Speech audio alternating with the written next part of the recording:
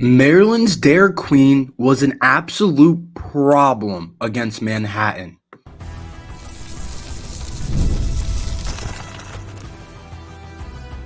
You are Locked On Terps, your daily podcast on the Maryland Terps, part of the Locked On Podcast Network. Your team every day. What's up, everyone? I'm Tre Moore, host of Locked On Terps, part of the Locked On Podcast Network, your team every day. So thank you for making us part of your day. And I'm also doing work at InsideBlackandGold.net. So make sure you guys head over to InsideBlackandGold.net for all your latest Terps news. And today's episode is brought to you by FanDuel. You can start the season with a big return on FanDuel. New customers can place a $5 bet, and you'll get started with $150 in bonus bets if you win your first $5 bet. So just visit FanDuel.com to get started. Derik Queen absolutely dominated against Manhattan, and this kid is an absolute real deal. I know you guys saw, I don't know if all you guys were able to watch the game because of the Big Ten Plus thing, and it is pretty annoying when the games are in the Big Ten Plus, but I do get it. A lot of these early season games when we're playing Manhattan or Mount St. Mary's, like those aren't going to be on BTN or on ESPN. So it does make sense that it was on BTN Plus, but I know not all of you guys were able to watch it, but I'm sure most of you guys that are watching this, if not all of you guys are watching it, heard about how Derik Queen played or saw something on Instagram or on Twitter. And let me say this. He absolutely dominated Manhattan, but in the greater scheme of things, Maryland has something really special with Derik Queen. What I saw in his season debut was somebody that is just on a different level, somebody that just moves differently, plays differently. The game comes to him differently, and you don't get these guys all the time, and it's not something that's normal. Obviously, the Terps picked up the win, which is the most important thing, but we totally expected to beat Manhattan. If we didn't beat Manhattan, there would be something that's a problem, but beating Manhattan was totally expected for the Terps after actually the first half was actually a pretty close game. It was only 28-31, but the Terps won the second half 48-21 and ended up winning 49-20 or 49-79. So a good first win for the Terps. I'm going to talk about the game in whole and what I kind of thought of everything during this episode. But first, I want to focus on Derik Queen, who clearly is going to be an absolute problem this year. And when I said he could win Big Ten Freshman of the Year, a lot of people looked at me and said, no, but Rutgers has these two guys, and they have the two top recruits in the nation and whatever. And yeah, those guys are good. And I just saw that Illinois freshman go for 30 points actually. And it's going to be a competitive year for freshmen this year in the Big Ten. Last year, it was definitely a little bit iffy. But overall, it's going to be a competitive year. But let me say this. Derik Queen, I think, is going to have the best numbers at the end of the day. What I saw him do against Manhattan was absolutely dominate Manhattan, absolutely dominate the Jaspers, I guess is what they are called. And he was by far the best player on the court. And I've been saying this, and I felt hesitant saying this, but the more and more I watch and the more and more I hear about the situation, even before the season started, I had in my head Derik Queen was going to be our best player. And last night he was, and it wasn't close. He really kept us. He didn't keep us in the game in the first half. Like we would have been in the game without him for sure, but he kept us ahead in the first half. He kept us in a pretty good, solid spot in the first half where everybody else took a little bit to get going. Derik Queen was dominating early, and he dominated in pretty much all dimensions of the game. He played the most minutes out of anybody on the Terps, which was important. He ended up playing 27 minutes. The next closest was Jacoby Gillespie, played 26. Deshaun played 25, but he ended up playing 27 minutes, the most by any player. But I think the thing that a lot of people are going to talk about is the points and the rebounds. what he did in terms of the his rebounding and scoring the ball was special for the Terps. It was special. You don't normally see a guy go for a 2020 game. Not just in their debut, but really ever in a season. That's something that doesn't normally happen. So the fact that he scored 22 points, which was really big for the Terps, led the Terps in scoring with 22, was definitely the highlight of the game. The only Terp to score 20 points, 22 points, and it was an easy 22 for him. Like, it looks light for him out there against Manhattan. It was probably the easiest 20 you're going to see from a guy. He just dominated inside. That's basically what it is. In terms of layups, in terms of in the post, they really just couldn't do anything with him. Even when he missed a shot, he was able to put it back up with the rebound. And so I expect him to score a lot of points this year. I think he's a really natural scorer of the basketball when you get into the inside stuff and the inside moves that he's able to do. And I think that he's does that at a really high level. And he showed that against Manhattan. Well, he got 22 points in 27 minutes, which I thought was really impressive. But maybe even more impressive was the 20 rebounds. 20 rebounds for Derik Queen in his debut. That's pretty special stuff. You don't see a guy go for 20 rebounds in college basketball. Like, that's really hard to do because you don't play as many minutes. The games aren't quite as long as the NBA games. Like, in NBA games, you don't see guys go for 20 rebounds. Like, you rarely see that. That's not like an every day, every night type of thing. So the fact that Queen went for 20 and 20, and it's not like he played 35 minutes. He played 27 minutes. Like, that's a good amount, but he didn't play the entire game. So the fact that he went 20 rebounds and 22 points, that means he dominated. I saw from him was special. It was special. He had 6 offensive rebounds. If he continues, that's what. If you guys remember before the game, I said that's going to be the key is rebounding. We're bigger, we're stronger, we're faster, we're more athletic. They were the worst. Manhattan was the worst rebounding team in their conference last year. So I said if Maryland gets going on the glass, they're going to be really hard for Manhattan to stay relatively in the game in terms of offensive rebounds. And so the fact that Derik Queen had 6 offensive rebounds was really big. Like, that's a lot of offensive rebounds to have 6, and he had some putbacks in there. And so what he did in terms of rebounding and points was beyond impressive.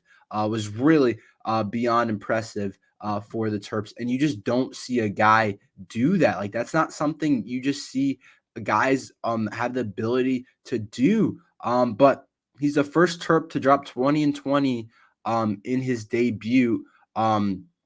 And it says, I'm reading John Fanta's Twitter post. It says Maryland's Queen is just the second player in college hoop to post a 2020 game in his freshman debut since 1996. The other was Michael Beasley. So good company to be in. So this isn't something that happens. This isn't just for Maryland basketball. This is for all of college basketball. Like, it was a historic day for Derik Queen. It wasn't just a historic day in terms of Maryland history. It was a historic day overall for Derik Queen with the 20 and 20 performance. And I think that when you look at him for the rest of the season, I think absolutely I'd consider him our best player. I would think he's our most talented player. He's a chance to go to the NBA. And you guys might be saying, whoa, whoa, whoa, slow down. That's a lot to say. It's a lot to get. It's a lot to hype him up to. It's a lot to live up to and all these different things. But I truly believe he has a chance to go down as one of the better players Maryland basketball has had, or one of the better seasons a Maryland basketball player has had. And when you start it like this, it's a really good start. He's also really good defensively with 2 blocks as well. So I thought that was something else that I saw that he did, and had a steal. So he showed that he can block shots, which is going to be important. It's going to be tough to score over us with Julian Reese and Derik Queen in there. And he also shot 56.3% from the field. So he shot a good field goal percentage above 50%, which is really good, and 80% from the free throw line. And if he's making free throws, I think we're in a really good spot with Derik Queen. But what he did was special. One of the only players to post a 2020 game in their debut in college basketball. history, there's not very many guys to do that. So I think that what I saw from Derik Queen in his debut absolutely lived up and surpassed the expectation. I expected him to have like 15 and like 8 or 9 or 10 rebounds, which is still a pretty good stat line, but 22 and 20? That's pretty crazy. Pretty special start for Maryland's Derik Queen, and I like how it looked, and I can't wait to see what he does next game and for the rest of the season. Next game Friday against Mount St. Mary's. Let's continue to talk about Maryland basketball. Who impressed? Who I thought looked good? What concerns me about Maryland basketball? I'll talk about that after this. ZBiotics Pre Alcohol Prohibitic drink is the world's first genetically engineered prohibitic. It was invented by PhD scientists to tackle rough mornings after drinking. Here's how it works. When you drink alcohol, it gets converted into a toxic byproduct in the gut. It's this byproduct, not dehydration, that's to blame for your rough day. Pre-alcohol produces an enzyme to break the byproduct down. Just remember to make ZBiotics your first drink of the night. Drink responsibly and you'll feel your best tomorrow. Every time I have pre-alcohol before drinks, I notice a difference the next day. Even after a night out, I can confidently say that you will feel the difference. I was a bit on the fence about the pre-alcoholic initially, but while hanging out with some of my friends, I heard that it really works well. And for the best results, make pre-alcohol your first drink of the night. Pace yourself, hydrate, and get good night's sleep. And then wake up feeling refreshed and ready to take on the day. So go to zbiotics.com/lockedoncollege to learn more and get 15% off your first order when you use Locked On College at checkout. ZBiotics is backed with a 100% money back guarantee. So if you're unsatisfied for any reason, they'll refund your money, no questions asked. Remember to head to zbiotics.com/lockedoncollege and use the code lockedoncollege at checkout for 15% off.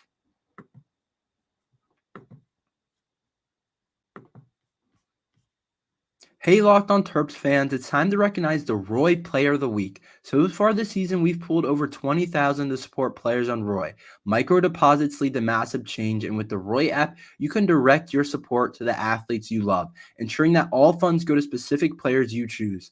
Unlike collectives, you know exactly where your support is going, and you even receive exclusive content like personal videos and updates after the season. The best part is it's risk-free. If the athletes transfer or don't deliver content, you get your money back. This week, I am supporting Dante Trader. I just pitched in 100 and I'd love for you to join me. Even 10 can make a difference. Let's show Dante Trader the love and keep him connected to our school. Remember, pay today, celebrate tomorrow, and your support sets your team up for success. Plus, don't miss out on Roy's exciting giveaway. Win 2 tickets to a game in November. Just download Roy, create an account, and enter the referral code Locked On, and you're entered.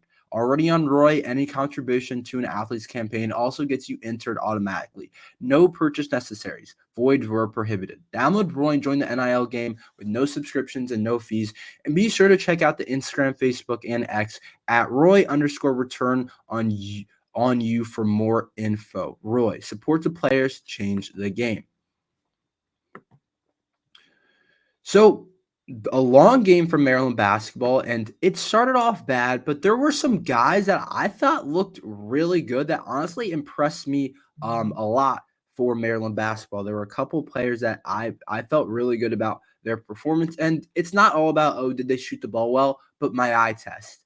Obviously, Derik Queen, who we just talked about, so I'm not going to talk about him really much anymore. The fact he went 20 and 22 was honestly really special, but we're not going to talk about that because we just talked about him for the entire first segment. But there were some other guys I honestly really liked the way they looked. And one guy that we have really high expectations for that I thought had a really solid game against Manhattan was Jacoby Gillespie. I thought he lived up to what I expected him to look like for the Terps.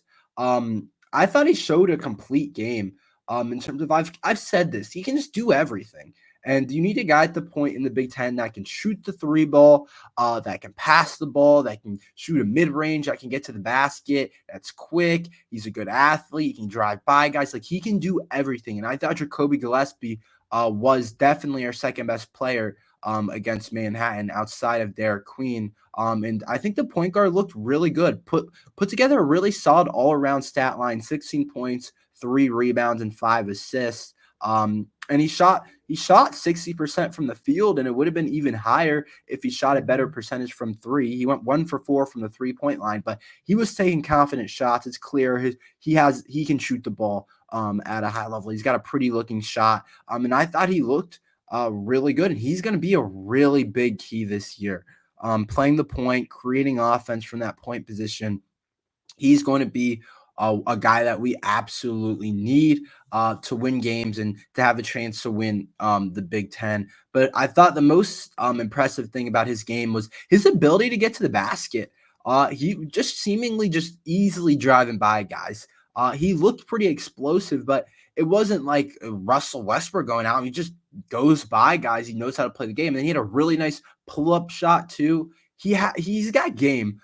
Jacoby Gillespie does, and I think that him running the point versus Jameer Young. Obviously, I don't think he's quite what Jameer Young was last year, and I don't need him to be that.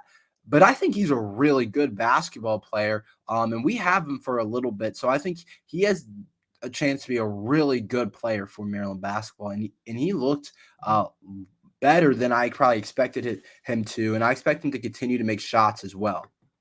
Another kid that I think is too good for the Terps not to eventually start the season is Rodney Rice. He was third on the team in the point less in this game against Manhattan. 12 points for him. And Rodney, I've been saying it. He's definitely in our top 5 best players. He just is. He's one of our better guys. I really believe that. I think he's possibly our best shooter, pure shooter, and he also can create his own shot. He can do everything, and he's a guy that I want to see play. And he played a lot, even though he came off the bench.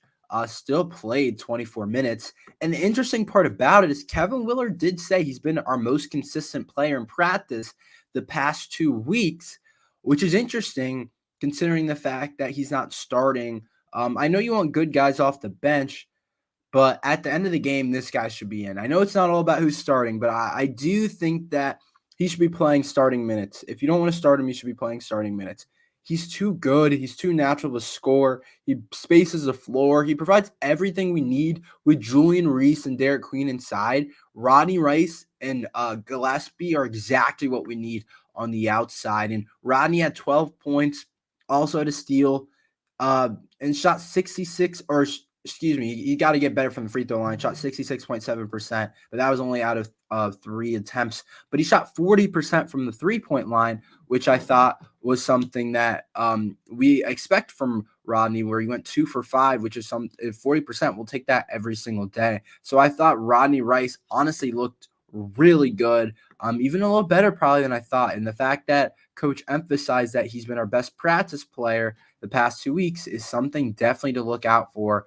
And so I think that was something that I thought looked really good as well, Rodney Rice. And so I'm expecting him to play starter minutes, and it's all about getting the lineups ready for our showdown against Marquette next week Friday, not this week Friday, but next week Friday. And I think that I think Rodney Rice is going to be a huge part of that, and what his role is going to be important for the Terps for sure, to see what happens with that overall.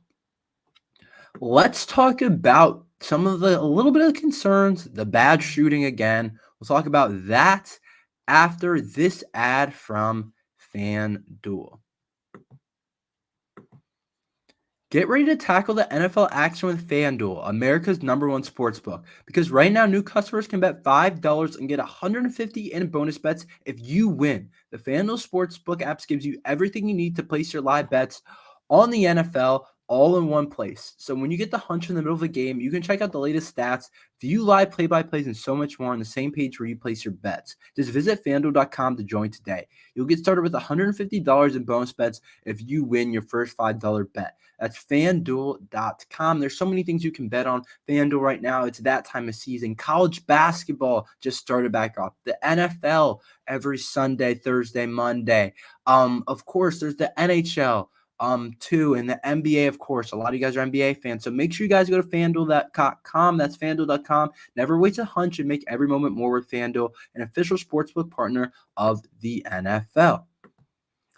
So there was a lot of good, but I was concerned with a couple things for Maryland basketball that I thought I'm not like that concerned yet, but there were some things that that I definitely looked at and said that's something definitely to look out for Maryland basketball. I thought one thing was shooting is still really we didn't shoot the ball well. We just didn't, and I think we have better shooters on this team, and I think that we're going to shoot the ball better than we did last year. But to start the year, we shot 21.7%, which is not a good start. It's something that has to get better. It isn't great right now. But I think that I do think it will get better. Shooting 21% from three isn't going to get done. Reminds me a little bit of what we did last year. But I think with Gillespie and then with Rodney, and then Miguel is also a good shooter. He didn't shoot the ball well at all. He actually didn't have a basket. Only played 15 minutes. He didn't play in the second half. Not exact. I don't know I think he got nicked up or something. But definitely something to look at. So I think that's important to look at. But I do think that we are going to shoot the ball a lot better in the coming games. I just think we have better shooters because Gillespie only shot 25%. I expect him to shoot better. Derik Queen took a couple of threes and missed them. I think we're going to shoot the ball a lot better this year going forward. Deshaun Harris-Smith struggled again from three, which leads me to my next concern is with Deshaun Harris-Smith. I'm just underwhelmed a little bit, to be completely honest. I think he's a good player, and I think he's got talent. But I think he's having trouble putting it all together, and I know he worked on his shot this offseason. So it's tough to see guys not shooting well when you know they've worked on their shot and everything. He had 6 points, but it wasn't like a convincing 6 points. It was kind of just like on some layups and transition off a steal. Like it wasn't anything where I was like, yeah, like he's getting his shot in 5-on-5 half court basketball setting. Like that's not what I saw. And he just didn't shoot the ball well. Shot 0 for 3 from the 3-point line. Had 6 points, like I said, but played 25 minutes. Shot 37.5% from the field. And I think that Selton Miguel, if he comes back and is the player that Kevin Willard has described him as, I think Deshaun Harris-Smith could be the odd man out eventually, and we could look to turn to Rodney Rice to be a starter, or we could keep it because we like Rodney Rice coming off the bench. But I do think Deshaun Harris-Smith has to shoot the ball better. He just didn't shoot the ball well last night, and I think you gotta start to figure that out. Because you just can't go this year without shooting the ball well because it just doesn't work with how our team's constructed. We need guys that can shoot the ball. But yeah, it shot 37% from the field. A big part of that was because he was 0 for 3 from the 3-point line. So I just think that Kevin Willard said I want him to be more aggressive. He didn't get to the free throw line. He didn't get downhill as much as I wanted him to. I just think like he's gotta figure out a way to create value on the offensive side of things because I'm not going to say that he's taking up space out there, but teams eventually are going to just lay off of him and let him shoot, and that's going to be tough on his confidence and everything. I just think he needs to work overall on his overall game still, and I think it's a big confidence thing. We know he's worked on it, but I think it's a concern because I think that if he's not shooting the ball well, it's really going to be hard to play some of these two big man lineups without three other shooters on the outside. And I think I want to see him be able to do that. And I think he's got to get more confident and more aggressive, or else Maryland's going to try and play other people.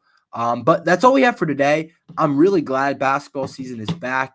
I think the Terps, even though they struggled at times, I think the Terps are going to be a really good team this year, and I'm excited to talk about a different team besides football, to be completely honest.